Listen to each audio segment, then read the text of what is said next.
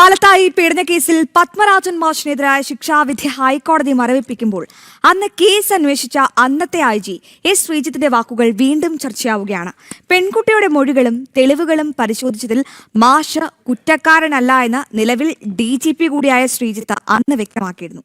കേസുമായി മുന്നോട്ടു പോകാനുള്ള യാതൊരു തെളിവുമില്ലെന്നായിരുന്നു അന്വേഷണ സംഘത്തിന്റെ ആദ്യ കണ്ടെത്തൽ. പാലത്തായി പീഡന കേസിന്റെ പ്രാഥമിക അന്വേഷണത്തിൽ പത്മരാജൻ മാഷിനെതിരായി യാതൊരു തെളിവുകളും ലഭിച്ചിരുന്നില്ല എന്നത് വ്യക്തമാക്കുന്നതാണ് അന്വേഷണ ഉദ്യോഗസ്ഥനായ IG ശ്രീജിത്തിന്റെ വാക്കുകൾ. പെൺകുട്ടി മജിസ്ട്രേറ്റിന് നൽകിയ മൊഴിയിൽ പറയുന്ന ദിവസങ്ങളിലൊന്നും മാഷ് സ്കൂളിൽ ഉണ്ടായിരുന്നില്ല.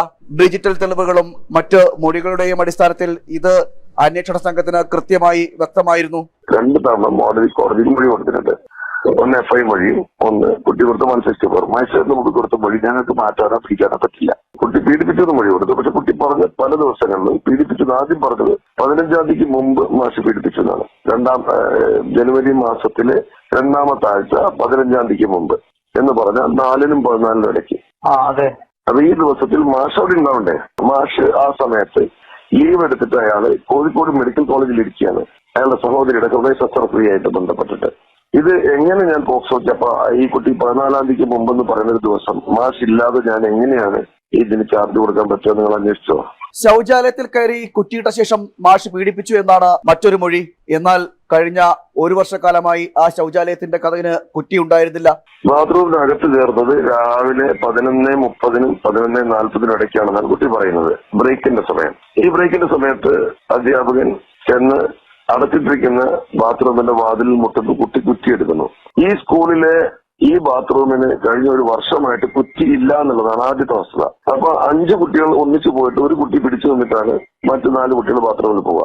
അതെല്ലാ കുട്ടികളും പറയുന്ന കാര്യം. അപ്പൊ ഒന്നാമത് കുറ്റി എന്ന് പറഞ്ഞത് തന്നെ വസ്തുതയ്ക്ക് നിരക്കാത്ത കാര്യമായി. പെൺകുട്ടിയുടെ മറ്റു പല മൊഴികളും വിശ്വാസയോഗ്യമല്ല എന്നും അന്വേഷണ സംഘം കണ്ടെത്തി. അടുത്ത കാര്യം, മാഷ് ബാത്റൂമിനകത്ത് കയറി ഷോൾ കൊണ്ട് കുട്ടിയുടെ കൈ ബന്ധിച്ചു. കുട്ടിയുടെ മൊഴിയാണ്, ഞാൻ പറയുന്നതല്ല. എന്നതിന് ശേഷം മാഷിന്റെ മുണ്ടുരിഞ്ഞിട്ട് കുട്ടിയുടെ വാ മൂടിക്കെട്ടി. എന്നിട്ട് കുട്ടിയുടെ നഗ്ന ചിത്രം എടുത്തിട്ട് കുട്ടിയുടെ ഉമ്മയ്ക്ക് അയച്ചു കൊടുത്തു ഫോണിൽ.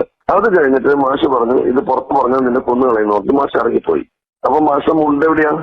മുണ്ടൂരിട്ടുണ്ടാവുമല്ലോ. മുണ്ടൂരിയിട്ടും കുട്ടിയുടെ മുഖത്ത് കെട്ടിയിരിക്കുകയാണ്. മനസ്സിലാക്കണം. മുണ്ടൂരി എന്ന് പറഞ്ഞിട്ടുണ്ടെങ്കിൽ ഞങ്ങൾക്ക് പ്രശ്നമില്ല. മുണ്ടൂരിയിട്ടില്ല. കുട്ടിയാണ് പിന്നെ വളരെ കഷ്ടപ്പെട്ട് മുണ്ടൂരുന്നത്. കുട്ടിയുടെ മൊഴി പ്രകാരേ എന്ന് പറഞ്ഞാൽ മാഷ് ഇറങ്ങി പോയപ്പോ മുണ്ടില്ലാതെ പോയി എന്നാണ് കുട്ടി പറഞ്ഞിരിക്കുന്നത്.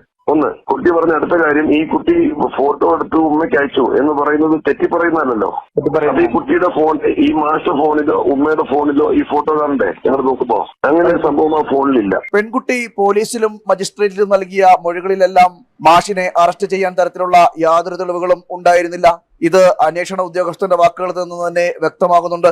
കൃത്യമായ അന്വേഷണം നടത്തിയ IG ശ്രീജിത്തിന്റെ നേതൃത്വത്തിലുള്ള അന്വേഷണ സംഘത്തെ പിന്നീട് മാറ്റുകയായിരുന്നു. തുടർന്ന് തീവ്ര ഇസ്ലാമിക മതമൗലികവാദ സംഘടനകളുടെയും CPM-ന്റെയും ഇടപെടലിൽ മറ്റൊരു അന്വേഷണ സംഘത്തെ നിയമിക്കുകയും പത്മരാജൻ മാഷിനെതിരായ തെളിവുകൾ ശേഖരിക്കുകയും ചെയ്യുകയായിരുന്നു. തെളിവുകൾ കൃത്രിമമായി കെട്ടിച്ചമച്ച് പത്മരാജൻ മാഷിനെ അറസ്റ്റ് ചെയ്തതാണെന്ന് ഹൈക്കോടതിക്ക് വ്യക്തമായതോടെയാണ് ശിക്ഷാവിധി മരവിപ്പിച്ചുകൊണ്ട് ഉത്തരവിറക്കിയത്.